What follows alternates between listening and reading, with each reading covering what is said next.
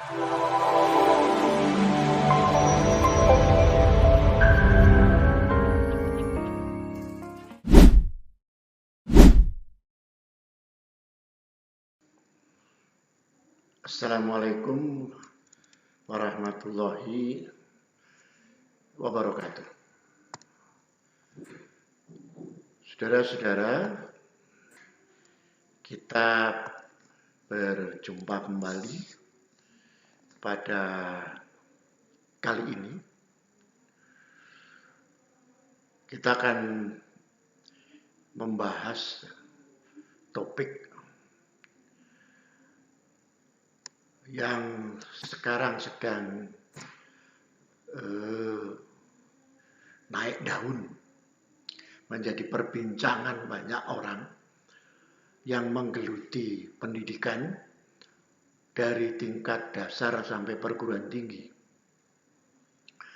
yaitu profesionalisme pendidik, terutama dikaitkan dengan era digitalisasi untuk mewujudkan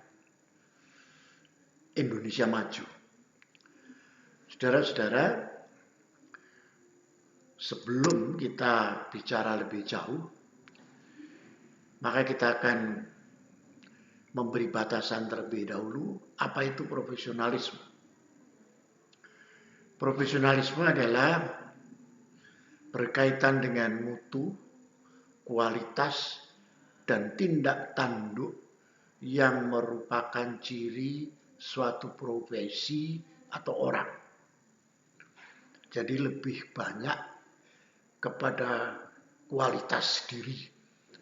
Jadi baik mutu maupun tindak tanduk. Tentu kalau tindak tanduk ini bicaranya adalah moral, etik dari suatu profesi. Nah, kalau itu yang kita jadikan garis pijak, lalu apa yang disebut dengan pendidik yang profesional itu? Seperti apa? Pendidik yang profesional itu yaitu harus menguasai materi belajar yang akan disampaikan dengan berbagai media dalam interaksi belajar dengan peserta didiknya. Seorang pendidik yang sukses dalam meningkatkan kemampuan dan kapasitas peserta didiknya, manakala dia dapat menularkan sikap-sikap positif yang bersifat terus-menerus dan berkelanjutan kepada peserta didiknya. Oleh karena itu, saudara-saudara, di era digital ini, seorang guru harus memahami, seorang pendidik harus memahami apa itu era digital. Era digital adalah secara mudah kita definisi ringkaskan satu era atau zaman yang di dalamnya sudah memiliki kondisi perkembangan begitu maju hingga semua kegiatan penting bisa dilakukan dengan digital. Perkembangan era digital ini juga semakin lama semakin cepat, sehingga tidak mungkin bisa diberhentikan. Bahkan siapa yang menghalangi akan dilibas oleh sistem digital itu sendiri. Nah, kalau kita kaitkan dengan apa yang menjadi cita-cita kemerdekaan dan apa yang sudah dijadikan platform era digital saat ini, sering kita kaitkan dengan apa yang disebut dengan apa itu Indonesia maju. Saudara-saudara, kalau kita bicara tentang Indonesia maju, maka adalah memiliki batasan Indonesia yang tidak ada satupun rakyatnya yang tertinggal untuk meraih cita-citanya. Artinya, kita harus membangun pendidikan yang meningkatkan keimanan. Jadi dua mata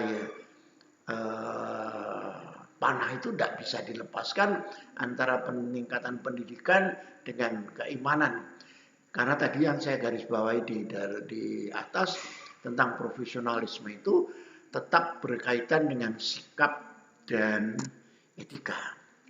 Oleh karena itu, semua insan pendidikan, baik guru maupun dosen, itu dituntut untuk yang pertama memanfaatkan sistem pembelajaran digital karena di era itu teknologi berkembang dengan sangat pesat. Yang kedua, meningkatkan kemampuan intrapersonal.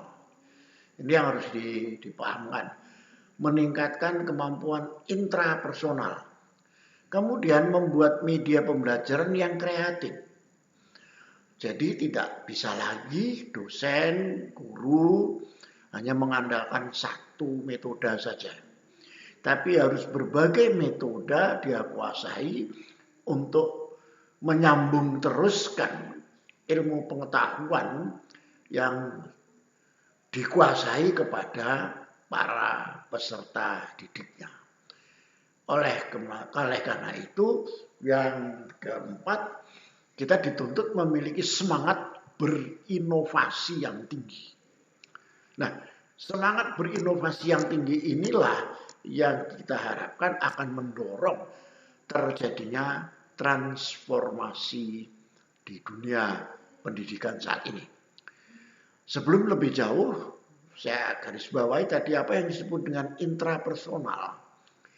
Intrapersonal adalah pemahaman terhadap diri sendiri dan kemampuan untuk bertindak berdasarkan pengetahuan seseorang. Jadi kecerdasan ini mencakup kesadaran akan kekuatan dan kelemahan diri, kesadaran akan suasana hati, motivasi, temperamen, dan keinginannya. Itu intrapersonal. Jadi kita harus mampu memahami hal-hal itu yang ada pada diri kita sehingga kita dapat membangun jembatan untuk mentransformasi nilai-nilai pendidikan dan materi pengetahuan kepada peserta didik. Apakah dia siswa, apakah dia mahasiswa. Nah, dengan kata lain, guru dan dosen itu dituntut mandiri dalam banyak hal dan mampu memanfaatkan teknologi. Sekarang eranya adalah era kemandirian personal bagi para tenaga pendidik karena di sana banyak alat-alat bantu teknologi yang dapat dimanfaatkan untuk menjadi media mentransformasikan ilmu pengetahuan dan sikap, jangan lupa sikap yang disertai dengan value atau nilai-nilai kepada peserta didik. Tentunya nilai-nilai yang dimaksud adalah nilai-nilai sesuai dengan falsafah bangsa ini, yaitu nilai-nilai Pancasila. Demikian uraian singkat ini, semoga bermanfaat. Dengan media ini saya mengucapkan selamat untuk menjadi pendidik yang profesional. Dan saat ini juga saya mengucapkan selamat Hari Guru dan selamat ulang tahun kepada Persatuan Guru Republik Indonesia yang ke-78. Assalamualaikum warahmatullahi wabarakatuh.